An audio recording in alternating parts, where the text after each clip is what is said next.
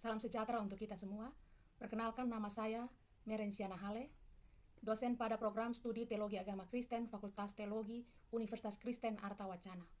Bidang keilmuan saya adalah teologi praktis, dan secara khusus saya mengajar mata kuliah Pendidikan Agama Kristen 1. Pada kesempatan ini saya akan menjelaskan tentang pengajaran yang saya lakukan dalam mata kuliah ini.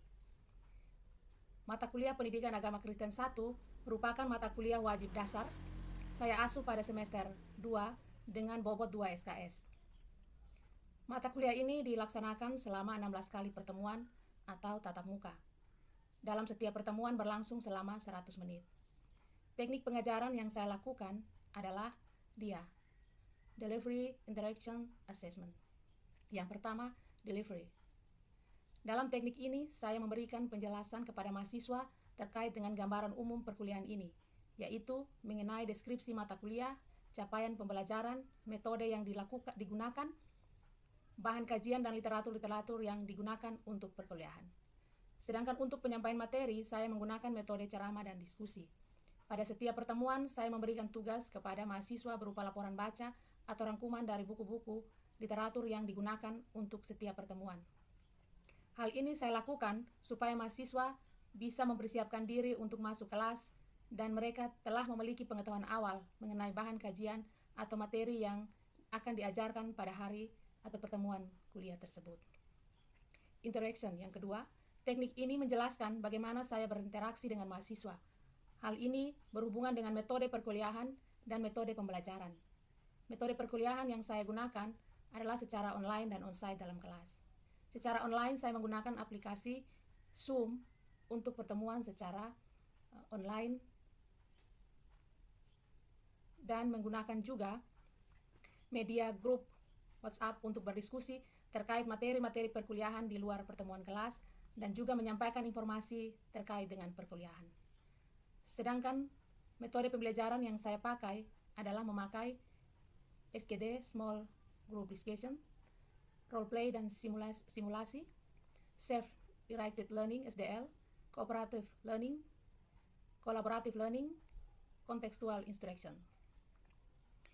Yang ketiga, assessment. Teknik ini berhubungan dengan penilaian yang saya lakukan terhadap mahasiswa.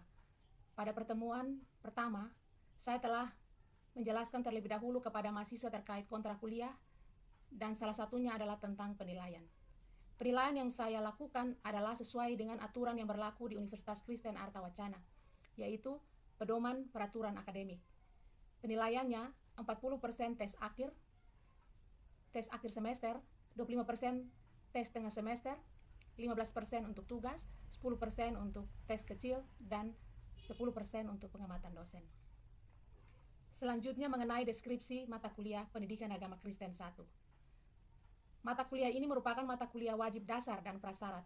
Maksudnya, mata kuliah Pendidikan Agama Kristen 1 ini secara keseluruhan ada 4 SKS, terbagi dalam Pendidikan Agama Kristen 1 berbobot 2 SKS yang dikontrak pada semester 2 atau genap.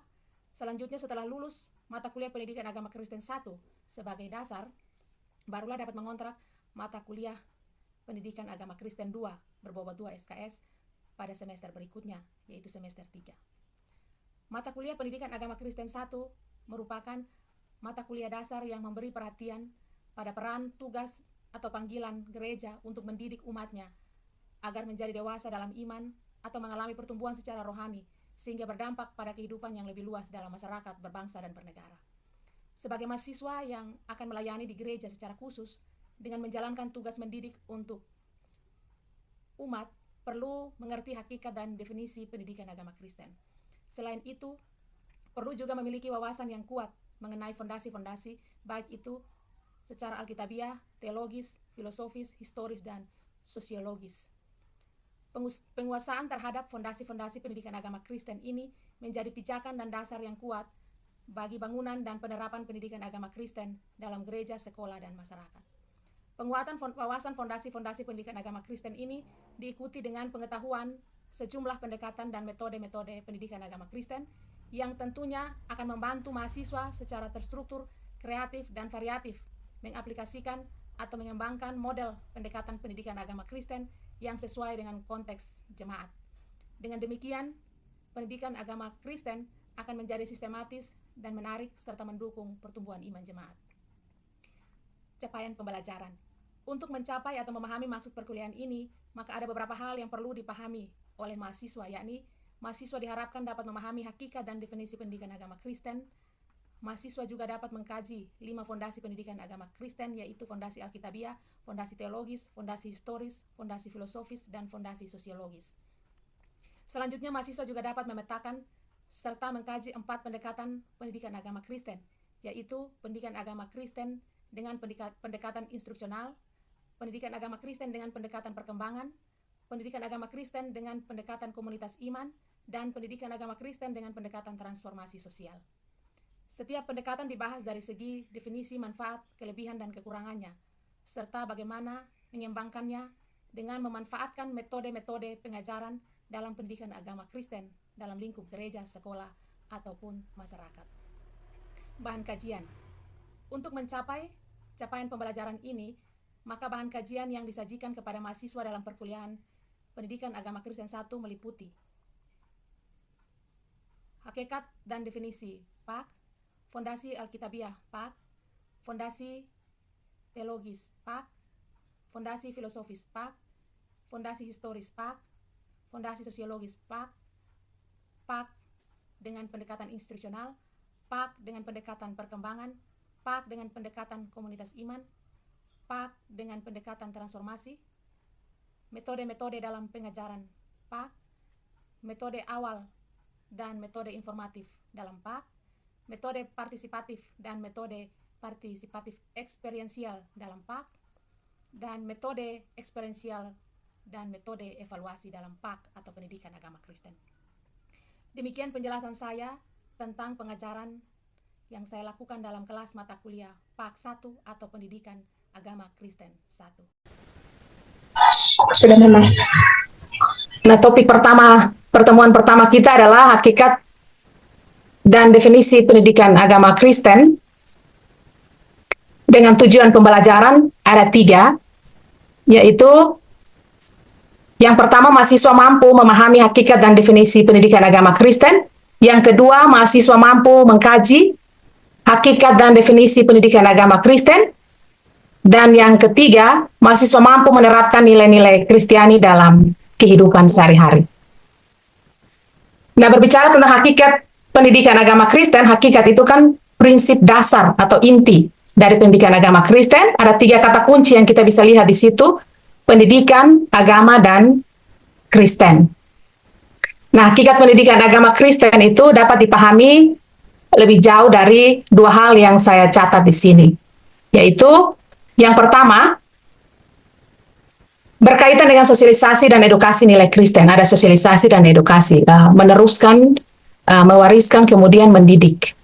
Kemudian berkaitan dengan sakral dan transenden, dilakukan secara khusus dalam dimensi religius manusia, berkaitan dengan pencarian, penghayatan, dan pemaknaan akan yang transenden dan sakral atau yang di atas, yang ilahi, yang hadir dalam kehidupan manusia.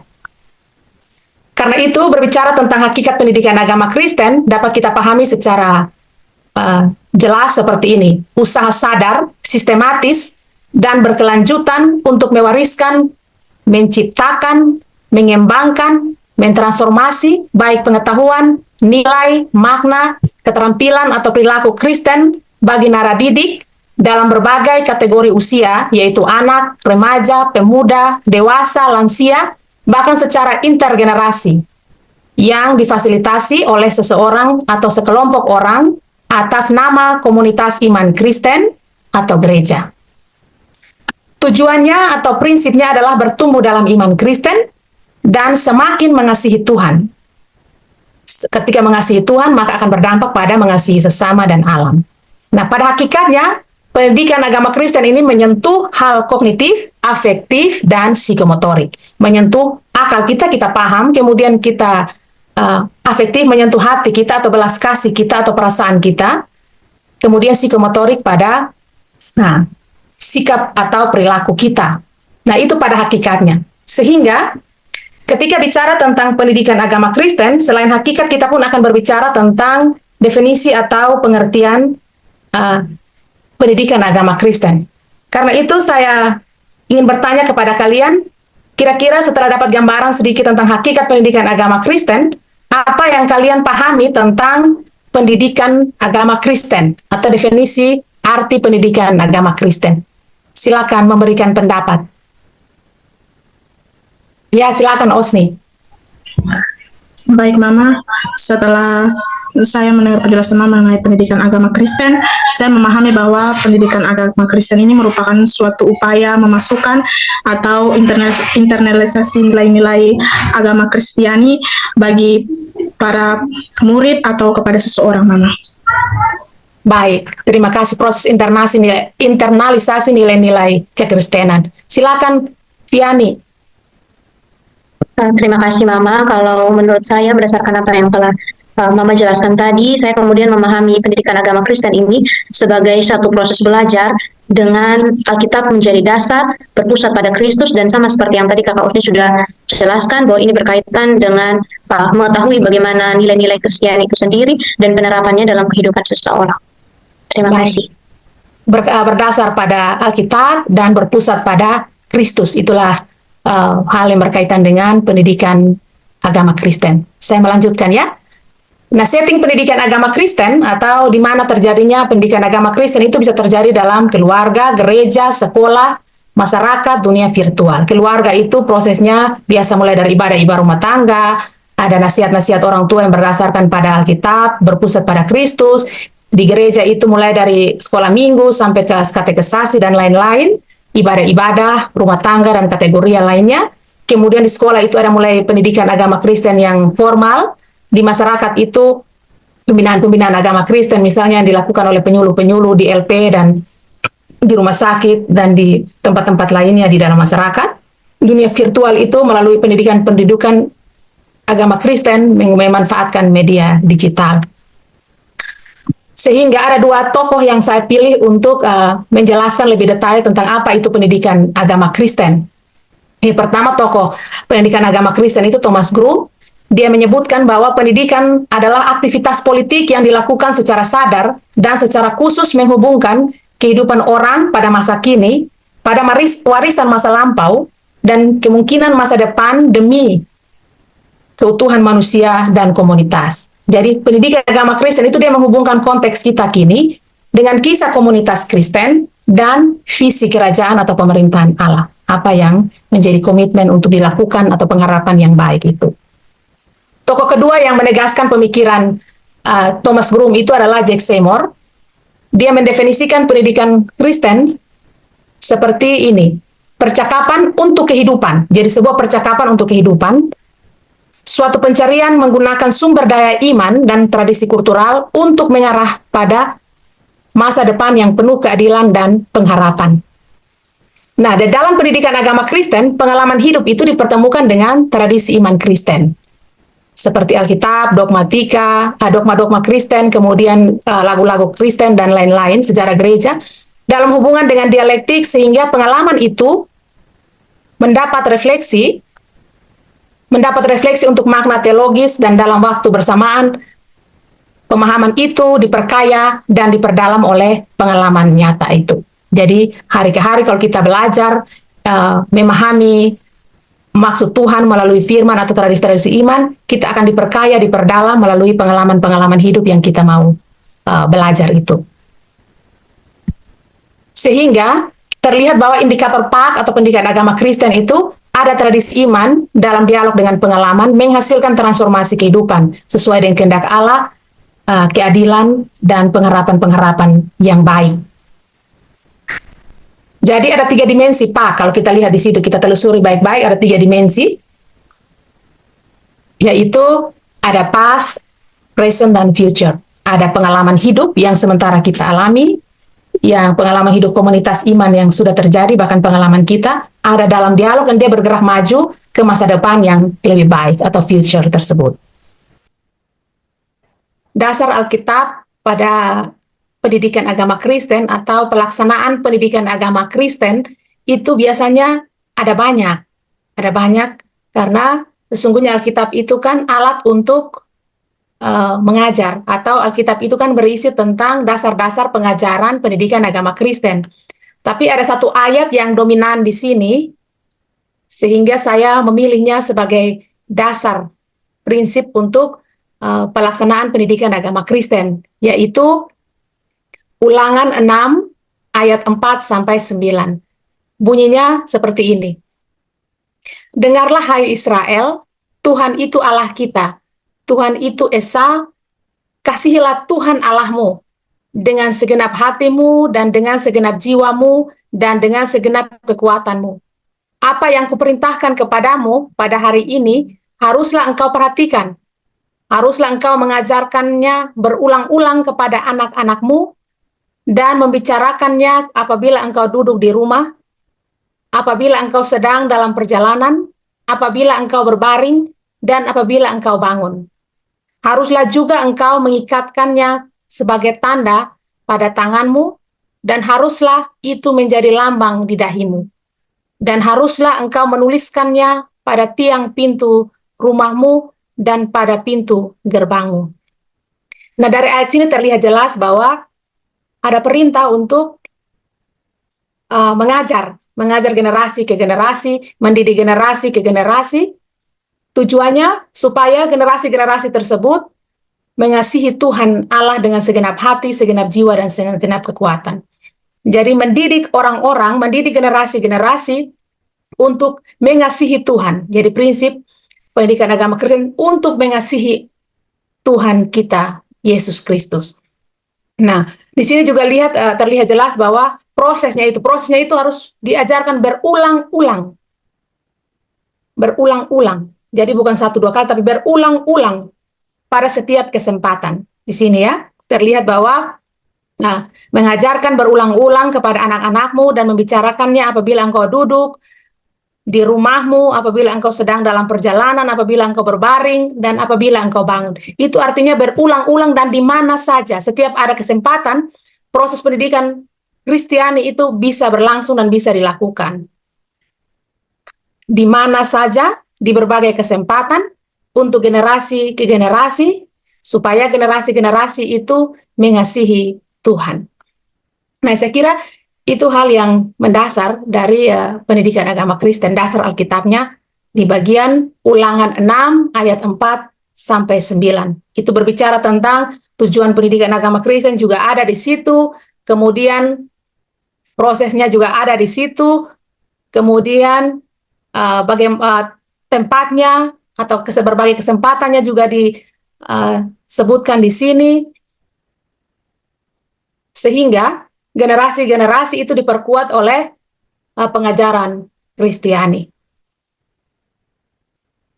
Hubungan teologi dan PAK, atau hubungan teologi dan pendidikan agama Kristen. Hal ini penting untuk, biasanya orang berpikir bahwa ketika belajar di Fakultas Teologi sebagai mahasiswa teologi, belajarnya teologi saja. Pendidikan agama Kristen itu di Fakultas Keguruan.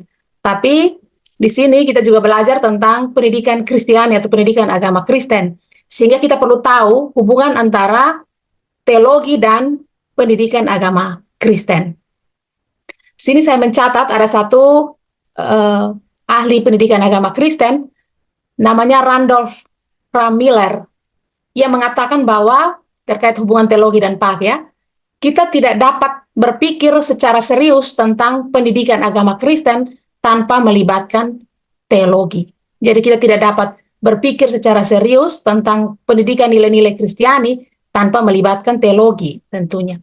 Karena nilai-nilai Kristiani itu erat kaitannya dengan teologi. Bagaimana kita bisa melepaskan teologi dalam pendidikan agama Kristen. Nah, dengan pernyataan ini, Miller ingin menjelaskan atau menegaskan bahwa teologi itu timbul sebagai akibat dari kegiatan Allah dalam sejarah dunia dan penafsiran manusia tentang tindakan Allah itu.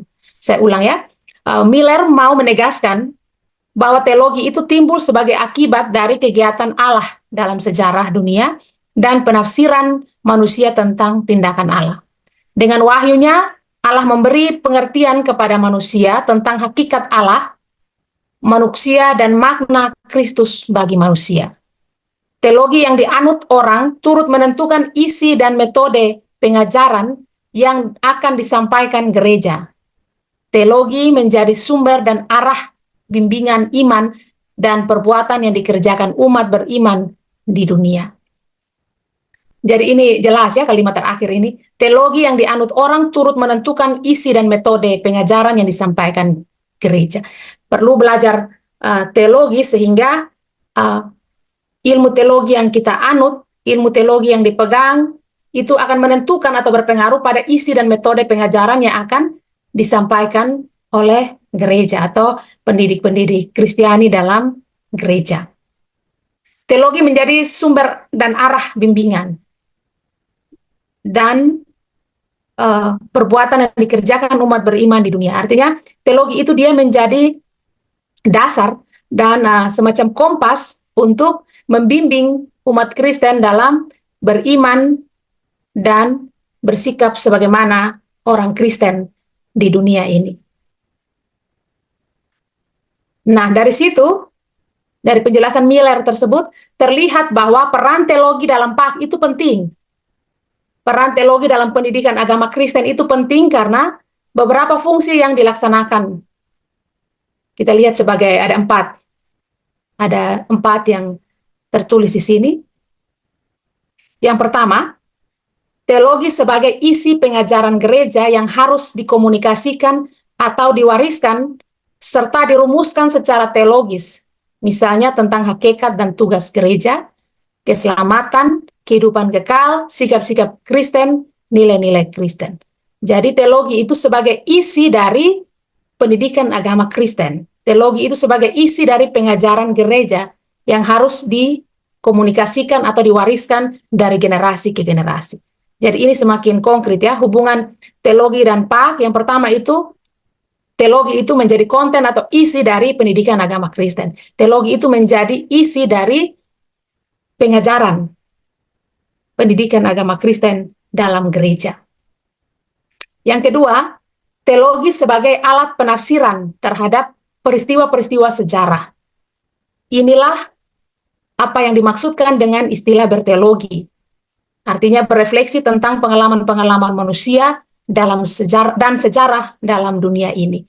Jadi teologi itu dalam pendidikan agama Kristen yang kedua sebagai alat penafsiran terhadap peristiwa sejarah atau seperti yang sudah dijelaskan di bagian awal, teologi dalam pendidikan agama Kristen itu berfungsi sebagai alat refleksi atas pengalaman-pengalaman hidup yang kita alami. Bagaimana kita merefleksikan atau mengimani, merenungkan pekerjaan Tuhan, karya Tuhan dalam kehidupan kita, teologi ini berperan sebagai alat penafsiran tersebut, atau alat perenungan, alat refleksi tersebut. Kemudian yang ketiga, teologi sebagai norma. Di sini, si pendidik agama Kristen berfungsi sebagai teolog yang memeriksa nilai-nilai asas-asas kurikulum dan praktek-praktek pelayanan pedagogis di gereja. Jadi teologi sebagai norma atau ukuran untuk memeriksa atau mengevaluasi, menilai asas-asas kurikulum dan praktek-praktek dalam pelayanan pendidikan agama Kristen di gereja. Yang keempat, teologi dalam dialog dengan disiplin-disiplin lain. Ini hubungan teologi dan PAK ya. Misalnya, ada ilmu pedagogi, psikologi, sosiologi, filsafat, ilmu komunikasi. Nah, pemanfaatan secara kritis ilmu-ilmu sosial dapat memberi sumbangan besar bagi pendidikan gereja. Jadi, apa hubungan teologi dan PAK terkait poin 4 ini? Teologi itu ada dalam dialog dengan ilmu-ilmu lain, termasuk ilmu pedagogis atau ilmu pendidikan umum, untuk memberi kontribusi besar bagi pendidikan agama Kristen dalam gereja. Misalnya, ilmu-ilmu psikologi atau tahap perkembangan manusia, itu akan berkontribusi besar bagi pendidikan agama Kristen dalam gereja. Nah, saya kira materi hari ini sampai di sini. Jika ada yang belum jelas, ada yang belum paham, saya beri kesempatan untuk bertanya. Silakan. Mari. Ya, Osni silakan. Baik Mama, saya ingin bertanya mengenai pendidikan PAK ini. Kita bersama bahwa ini sudah masuk dalam kurikulum sekolah formal yang dari SD, SMP, dan SMA. Apakah dengan demikian pendidikan agama Kristen ini jatuh sama atau bisa disetarakan dengan pendidikan atau mata pelajaran lain yang ada di sekolah Mama? Terima kasih. Iya, saya langsung jawab ya. Ada kesamaan dan ada perbedaannya. Berbedanya itu ada keunikan, setiap materi yang disampaikan itu ada, setiap konten atau mata pelajaran disampaikan itu ada keunikannya. Khusus agama Kristen berarti dia spesifik terkait nilai-nilai kekristenan yang diajarkan untuk pendewasaan atau pertumbuhan iman dan tujuannya untuk lebih mengasihi Tuhan kita Yesus Kristus. Itu keunikan dan secara spesifik. Mata pelajaran yang lain tentu mengajarkan hal yang lain. Itu perbedaan prinsipnya. Tapi kalau secara umum persamaannya adalah kalau pelajaran itu disampaikan berarti untuk menambah wawasan. Wawasannya itu kan dengan keunikan masing-masing. Ya, silakan Rila. Ya, terima kasih Mama. Saya ingin bertanya berkaitan dengan hakikat dari pendidikan agama Kristen. Mama menjelaskan kurang lebih ada 2 poin. Yang pertama itu tentang sosialisasi dan edukasi, dan yang kedua itu tentang sakral dan transenden. Pertanyaan saya Mama berkaitan dengan pelaksanaan dari pendidikan agama Kristen ini tentu masing-masing penerimanya berbeda secara usia. Misalnya untuk anak-anak usia dini, kemudian remaja, dan orang dewasa tentu berbeda. Nah, pertanyaan saya Mama, bagaimana kita mengusahakan agar hakikat dari pendidikan agama Kristen itu dapat masuk ke dalam ranah-ranah ini supaya bisa mudah diterima? Terima kasih Mama. Baik, terima kasih. Bagaimana sehingga pendidikan agama Kristen ini dapat masuk setiap ranah-ranah. Tapi saya pikir yang dimaksud itu adalah kategorial usia. Jadi hal yang sakral, transenden, atau hal yang ilahi, yang berkaitan dengan iman, kepercayaan kita secara Kristen, tentunya disampaikan kepada peserta didik sesuai dengan kategorial usia. Itu ada tahapan-tahapannya, mulai anak, remaja, pemuda, orang tua, pemuda, lansia.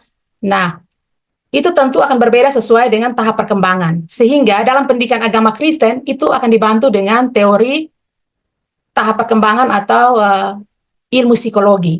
Jadi ketika belajar tentang pendidikan agama Kristen, kita juga akan ditolong dengan ilmu-ilmu yang lain, interdisipliner yang lain, salah satunya adalah ilmu psikologi. Jadi bagaimana kita belajar tentang tahap perkembangan kognitif, tahap perkembangan moral, tahap perkembangan iman, dan tahap perkembangan lainnya untuk menolong kita sehingga dapat meneruskan pengajaran tentang yang sakral, transenden, atau yang ilahi itu kepada naradidik atau pelajar.